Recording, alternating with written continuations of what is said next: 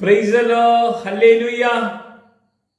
പ്രിയമുള്ളവരെ, നമ്മൾ കഴിക്കേണ്ട യാഗം ആത്മീയ യാഗമാണ്.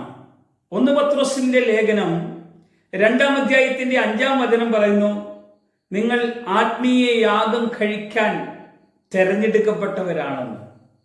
ഒരു ആത്മീയ ഗ്രഹമുണ്ടെങ്കിൽ ആത്മീയ ഗ്രഹം ഏതാണ് എന്ന് ചോദിച്ചാൽ, അല്ലെങ്കിൽ വിശുദ്ധ മന്ദിരം ഏതാണ് എന്ന് ചോദിച്ചാൽ, നമ്മളാണ് വിശുദ്ധ മന്ദിരം. കൊരിന്ത്യരുടെ ലേഖനം 3-ാം അധ്യായത്തിന്റെ 16-ാമത്തെ വചനഭാഗത്ത്, നിങ്ങൾ ജീവിക്കുന്ന ദൈവത്തിന്റെ ആലയമാണെന്നും ദൈവത്തിന്റെ ആത്മാവ് നിങ്ങളിൽ വസിക്കുന്നുണ്ട് എന്ന് നിങ്ങൾ അറിയുന്നില്ലേ? കാരണം വസിക്കുന്നുണ്ടെന്ന് നിങ്ങൾ അറിയണം.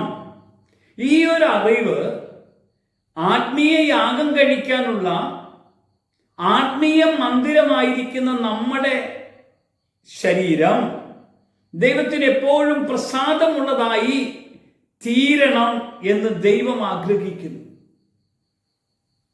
റോമാലേഖനം 12-ാം അധ്യായത്തില് നിങ്ങൾ ദൈവത്തിന് ഏറ്റവും പ്രസാദമുള്ള യാഗം കഴിക്കണം.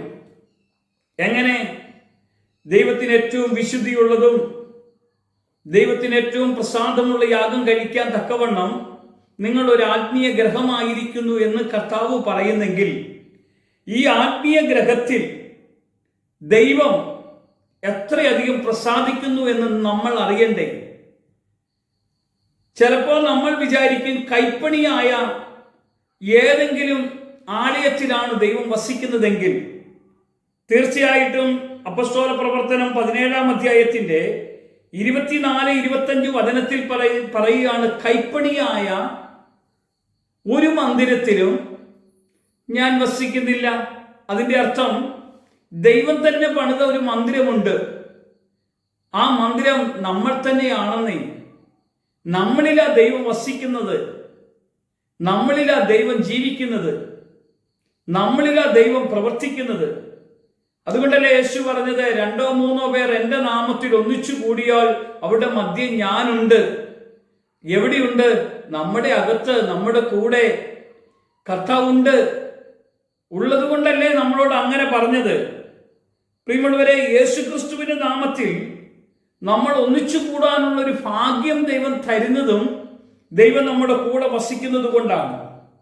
ദേവാലയത്തിൽ നമുക്കൊരു മഹാപുരോഹിതനുണ്ട്. ആരാ? ദേവാലയത്തിലുള്ള മഹാപുരോഹിതൻ ആരാ? യേശു.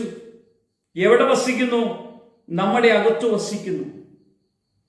നീ ജീവിക്കുന്ന ദൈവത്തിന്റെ ആലയമാണെന്ന് നീ അറിയണം. പാപം ചെയ്യരുത് കണ്ണ്, പാപം ചെയ്യരുത് കാത്, പാപം ചെയ്യരുത് ശരീരം.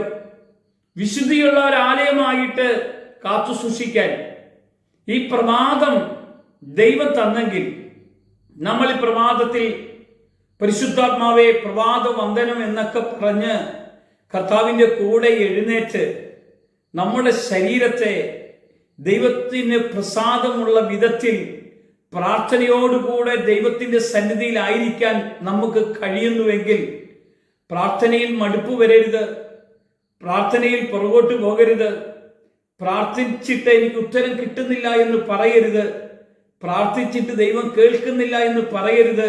പ്രാർത്ഥന കേൾക്കാത്തൊരു ദൈവമല്ല നമ്മുടെ ദൈവം, ഉത്തരം തരാത്തൊരു ദൈവമല്ല നമ്മുടെ ദൈവം. നമ്മുടെ കർത്താവ് നമ്മുടെ കൂടെയുണ്ട്. യേശു നമ്മുടെ ഉള്ളിൽ രാജാതി രാജാവായിട്ടാണ് വസിക്കുന്നത്. എങ്ങനെയാ കർത്താവ് വസിക്കുന്നത്? രാജാതി രാജാവായിട്ടാണ്. രാജാതി രാജാവ് എൻ്റെ കൂടെ വസിക്കുമ്പോൾ ഞാൻ എങ്ങനെയാ ജീവിക്കണ്ടേ? രാജകുമാരനെ പോലെ ജീവിക്കണം. കാരണം രാജാവ് എൻ്റെ അകത്തുണ്ടെങ്കിൽ രാജകുമാരൻ എങ്ങനെയായിരിക്കും? രാജകുമാരൻ രാജകീയ പദവിയോട് അല്ലെങ്കിൽ അതേ അംഗീകാരത്തോടു കൂടെ കർത്താവിൻ്റെ മകനായിട്ട് ജീവിക്കണം. പ്രിയമുള്ള, അതിനുള്ള ഭാഗ്യമാണ് ദൈവം നമുക്ക് നൽകിയിരിക്കുന്നത്. നമ്മൾ അന്യരും പരദേശികളൊന്നും അല്ല.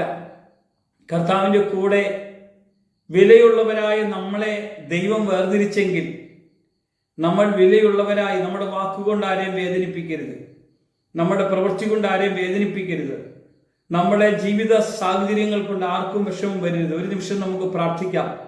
കർത്താവേ, നീ ഞങ്ങളുടെ ഈ ശരീരങ്ങളെ നീ ഒരുക്കി തന്നത് നിന്റെ ആലയമായിട്ടാണെങ്കിൽ ഈ ആലയത്തിൽ നീ വസിക്കുന്നുണ്ടെന്നും അതൊരു വിശുദ്ധ മന്ദിരമാണെന്നും ഈ മന്ദിരം നിനക്ക് ഏറ്റവും പ്രസാദകരമായി ഞങ്ങളുടെ ജീവിതം മാറേണ്ടതിന് തക്കവണ്ണം ഈ പ്രഭാതം ഒരുക്കി നിന്നോട് കൂടെ ആക്കാൻ നിന്റെ ശക്തിയും കൃപയും അഭിഷേകവും വർദ്ധിപ്പിച്ചു തരണം.